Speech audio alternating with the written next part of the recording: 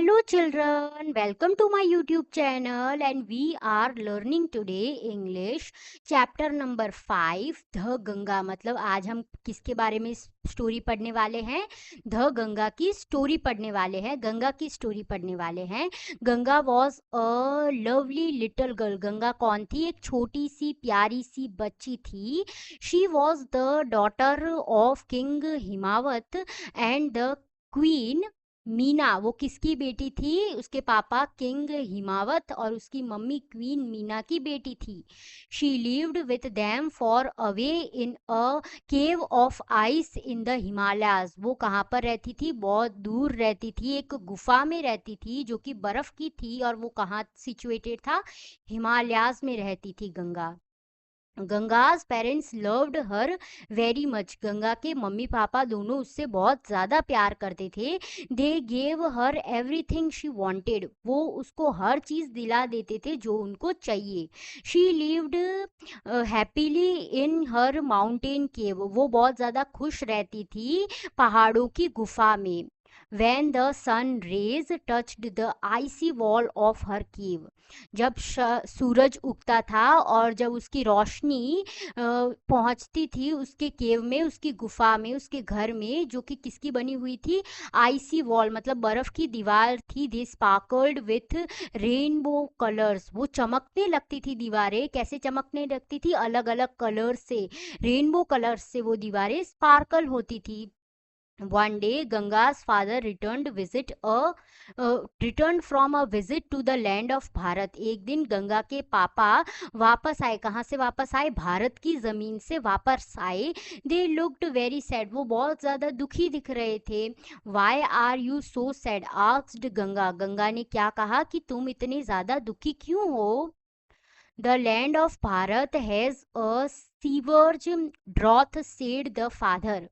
अब गंगा के पापा ने क्या कहा कि वहाँ पर भारत की ज़मीन पर बहुत ज़्यादा ड्रॉट हो गया है। मतलब बहुत ज़्यादा पानी की कमी है, किसी को पानी नहीं मिल रहा है, पीने के लिए पानी नहीं है, लोग वहाँ पर भूख से मर रहे हैं और नदियाँ भी सूख गई है। उसके पापा ने कहा man women and children are dying of hunger and thrust.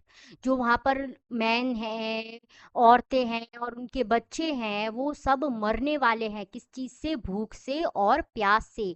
The cattle are also dying. और जहाँ पर वो कैटल है, मतलब काउज है, ऑक्स है, बुल्स है, वो सारे भी मरने वाले हैं बहुत जल्दी।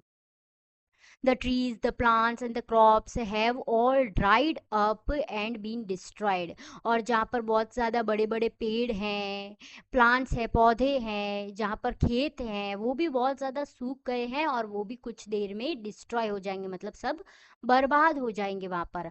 How can we help the people of Bharat? Asked little Ganga. वो छोटी सी बच्ची गंगा ने क्या कहा कि हम उन भारत के लोगों को कैसे मदद कर सकते हैं? Her father remained silent for a long time. उसके पापा बहुत देर के लिए चुप हो गए। Slowly he answered Ganga.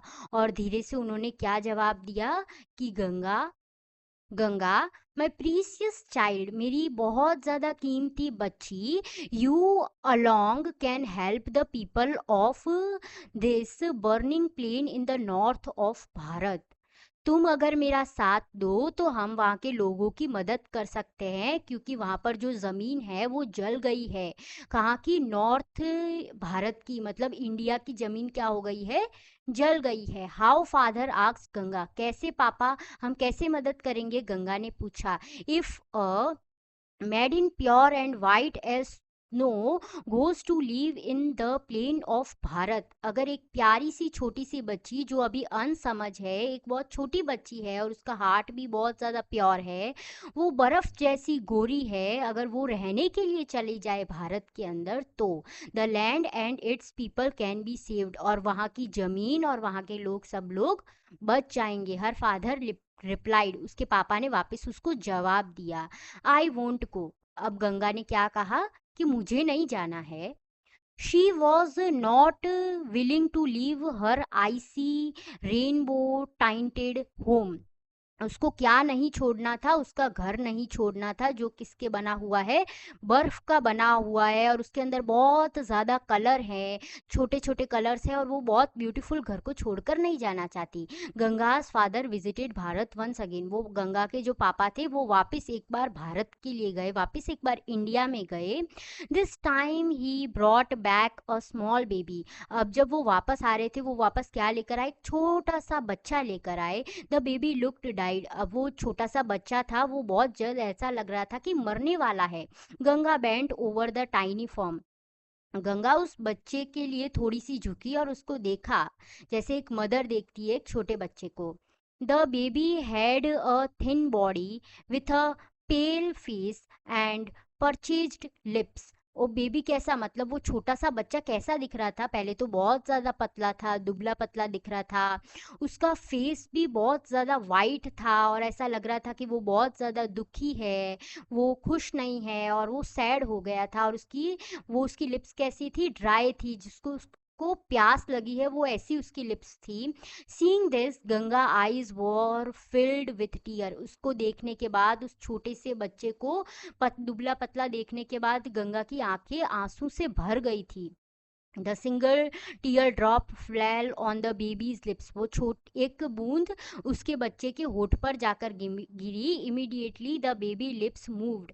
और जैसे ही वो आंसू गंगा के उस बच्चे पर गिरे, वो क्या हो गया, उसके जो होठ थे वो हिलने लगे। एंड ओपन इट्स आईज, और उसकी आंखें क्या हो गई, खुल गई। Father I will go to Bharat. अब उसने अपने पापा को क्या कहा कि पापा अब मैं भारत जाऊंगी, अब मैं इंडिया जाऊंगी। कैसे कहा, गंगा ने रोते हुए कहा कि अब मैं इंडिया जाऊंगी। With tears streaming down her face. वो जो उसके आंसू थे वो बहते हुए उसके फेस से भी आगे चले गए थे। गंगा's father and mother were sad because their father was going away. वो गंगा के मम्मी पापा थे, वो बहुत ज़्यादा दुखी हो गए थे कि गंगा उनकी बेटी अब वापस जा रही है उनसे बहुत दूर। बट गंगा वॉज हैप्पी, पर गंगा बहुत ज़्यादा खुश हो गई कि अब मैं वहाँ पर जाकर लोगों की मदद करूंगी। She would help to renew life. अब वो मदद करेगी, किसको मदद करेगी, वापस वहाँ पे लोगों को जिंदा करने में, वापस उनको लाइफ देने में मदद करेगी। The people plants and animals of the northern plain would leave again. अब जो वहाँ के नॉर्दर्न इंडियन लोग थे, उनके वो लोग, वहाँ के प्लांट्स, वहाँ के पौधे और वहाँ के एनिमल्स अब वापस क्या हो गए, लीव अगेन, वो वापस जिंदा होने लगे। Ganga left her icy kingdom in the Himalayas. अब उसने अपना पूरा घर, बहुत बड़ा घर जो बर्फ से बना हुआ था हिमालयज में, वो छोड़कर गंगा आ गई। As soon as she stepped out of her cave she became a stream of water. जब उसने अपने घर के बाहर, उसके गुफा के बाहर कदम रखा, वो कैसी बन गई, एक नदी बन गई, एक वाटर बन गई जो बहने लगा। गंगा ऐसी बन गई। She tumbled over the rock and was badly hurt. वो गिर गई और उसको पत्थर से बहुत ज्यादा लगी और उसको बहुत बुरी तरीके से चोट आ गई गंगा को। Still she continued to flow. फिर भी वो अब आगे बहने लगी, वो आगे जाने लगी। Often she had to drop from a great height.